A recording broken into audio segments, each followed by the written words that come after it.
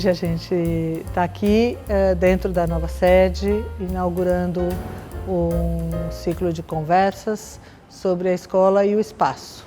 Desde que a gente começou a fazer o projeto de uma nova sede, a gente veio refletindo muito sobre tudo o que isso significa para o mundo da própria escola, que transformações o espaço produz no projeto político-pedagógico ou na manutenção desse projeto, na concretização desse projeto. Ter uma sede nova, ter a possibilidade de pensar que espaço esse que se ajusta tão fortemente a um projeto político-pedagógico é também um movimento de resistência, de persistir na ideia de que a educação tem um lugar que não é só um espaço físico, mas é um lugar simbólico de aprendizado. E esse ciclo de conversas é exatamente uma maneira de ampliar para toda a comunidade essas reflexões, escutando diferentes vozes que participaram da construção da sede e outras vozes que sempre nos acompanharam nessas reflexões ao longo aí de todo esse tempo. Estamos aqui no Centro de Estudos Madalena Freire exatamente porque Madalena e o Paulo Freire sempre foram grandes inspirações para o projeto da nossa escola. Paulo Freire dizia que a escola não é só um espaço físico, é um clima de trabalho, uma postura, um modo de ser. E como que a gente dá materialidade e dá um espaço físico para que isso tudo possa de fato acontecer é o que a gente vai discutir ao longo de cada um dos encontros que teremos durante o semestre. Então hoje a gente recebe aqui o Christian Dunker como mediador dessa conversa, junto com os arquitetos que idealizaram esse espaço junto com a gente. A equipe da KV, com o João e a Lili, e a Cissa Gorski, que é quem pensou junto conosco os espaços lúdicos e os espaços onde a brincadeira e o convívio possam acontecer, toda a vida dos alunos e alunas que estão aqui conosco. Só ia falar que eu estou bastante contente, né? Esse passeio que a gente teve aqui. Para quem não lembra, eu escrevi alguns livros sobre lógica do condomínio no Brasil, tá? Como um sintoma nacional que inspirou não só lógicas construtivas, como lógicas urbanísticas, como, enfim, uma forma de vida baseada no muro e no condomínio, tá? E no síndico. Aquele pseudo-espaço coletivo, aquele pseudo-espaço público que estava conectado com a lógica dos shopping centers e também com a lógica da expansão do nosso universo carcerário e das nossas comunidades, né, isoladas por muros simbólicos. Né? Então, fico muito contente, de certa forma, de ver um projeto que enfrentou o que eu podia chamar assim a lógica do contra-condomínio, tá? Uma lógica que pudesse partir então do vazio como conceito fundamental, né? O vazio ele tem duas propriedades assim que podem ser historicamente muito traiçoeiras, né? A gente tem um vazio que vem assim na porta daquelas grandes castelos, daquelas grandes casas inglesas ou francesas, né? Que tem a função de dizer assim, eu tenho tanta terra, eu tenho tanto poder, eu tenho tanto dinheiro que eu posso expressar isso, posso mostrar isso para vocês. A gente tem um outro vazio que às vezes se entranha um pouco com o projeto modernista, tá? Que aparece no brutalismo também, que é a ideia de você construir espaços de passagem, de trânsito, né? Em que você é levado a uma experiência, vamos dizer assim, de indeterminação, mas no aberto. Eu acho que o que a gente tem aqui é uma experiência produtiva de indeterminação, que é capaz de reconstruir duas experiências muito faltantes na cultura brasileira, né? Especialmente quando elas acontecem de forma pareada. Uma experiência da intimidade, tá? Que não quer dizer assim semelhança de valores, mas quer dizer compartilhar a incerteza, compartilhar a dúvida, né? Para isso você precisa de intimidade. A gente vê nesse espaço vários lugares em que a intimidade pode acontecer, né? E não são espaços prescritos para isso, mas ela pode acontecer, isso é próprio da contingência, né, interna da intimidade. A gente vê também nesse espaço um conjunto de proposituras sobre o comum, a experiência do comum. E não é a experiência do público, também não é a experiência do privado.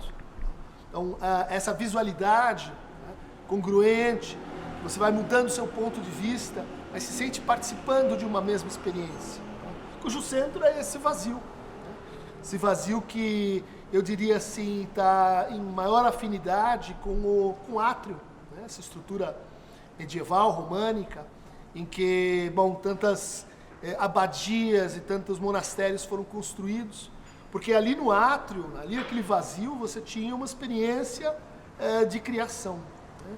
Uma experiência em que não estava determinado o que ia se passar. Ali podia se dar uma epifania, ali podia se dar um canto gregoriano, ali podia se dar um contato com o transcendente, né? Então a gente tem a recuperação da lógica do átrio, tá? Mas é um átrio aberto, é um átrio que se comunica, né? Que não tem muro, que tem vidro. Ele não é um vidro que produz aquela falsa intimidade, né? aquela transparência feita para Narciso, né? Aquela transparência feita em estrutura de espelho, mas ela é a transparência feita para você estar junto com o outro, né? É muito bom de ouvir isso, né? Porque de fato traduz muito daquilo que a gente acredita, né? Como arquitetos e como planejadores, né? da cidade, das edificações que a compõem, porque eu acho que a cidade e as construções foram feitas para as pessoas, né? Sem pessoas as cidades não são nada. Então eu acho que, dando um salto, olhando um pouco de longe, eu acho que esse projeto ele foi uma resposta, né, à transformação da cidade, né? A cidade desde 2014 tem se transformado, né, a partir do novo plano diretor. Assim, a gente não pode olhar só para o terreno, né, do terreno para dentro, a gente tem que olhar do terreno para fora. Então acho que partiu daí, né, esse movimento, talvez até intuitivo, né, sem saber, aconteceu por conta disso, né, porque a cidade está se preparando para criar condições melhores para as pessoas, né? Então acho que a gente não pode ignorar a cidade quando a gente projeta. Então isso que você falou do partido ser um espaço vazio, é um espaço que integra não só as pessoas aqui dentro da edificação, mas também lá fora, né? Então tudo acontece ao redor desse espaço vazio, que é integrador, né? E isso promove todas as relações entre as pessoas, né? Então a vida começa aí, né? Nas relações. E é isso que dá o dinamismo para a edificação, para a cidade. Eu acho que foi um movimento natural, necessário e transformador. Para complementar um pouco, eu acho que não é só o dinamismo, né? Assim, a gente acredita muito que esse muro que gera essa falsa segurança, né? A gente acredita muito assim que poder ter esses espaços abertos fisicamente, visualmente, e que cria relações entre as pessoas, cria relação entre a diversidade de alunos, trabalhadores, pais, tudo isso vai criando um olhar de segurança, de cuidado, de interação, isso tudo vai gerando, isso sim é a segurança, né? Então, acho que até num ambiente de escola, ter essa praça, agregando todo mundo, ele é muito rico, né? Ele é muito rico essa inter-relação desse grupo. E acho que nas praças que a gente promove, que a gente procura sempre insistir de ter e tirar um muro, colocar um gradil menor, um gradil transparente, a gente fala assim, é isso daqui que é segurança. Eles verem que tem gente usando, as pessoas se encontrarem na portaria da sua casa, sabe? Encontrar na rua, dar uso para a rua, um lugar vazio, isso sim é inseguro, né? Eu acho que realiza um conceito que é assim, que é preciso uma aldeia para você criar uma criança. Uma aldeia, você imagina, um círculo, né? Mas essa aldeia, eu acho que ela está baseada em duas palavras que a Lili usou, que é olhar e cuidado, né? Isso significa o seguinte, que a gente confia que não é o professor que vai cuidar, não é o especialista, é qualquer um da comunidade, inclusive da comunidade porosa, né? Que está convidada, né, a olhar também, né? Olhar é um verbo que, bom, tem que ver com a experiência estética, mas tem que ver com o cuidado, né? A gente olha as crianças, né? E qualquer um está olhando as crianças numa estrutura como essa, né? Lá de cima, lá de baixo, aqui do lado, né? Não precisa ser o professor encarregado ou o diretor que comanda aquela área específica que ele manda, né? Isso eu acho que é outra maneira da gente olhar para a educação. E acho que também tem uma coisa interessante, que foi uma coincidência. Ninguém estava imaginando, quando vocês fizeram o projeto, que ia ter a pandemia, né?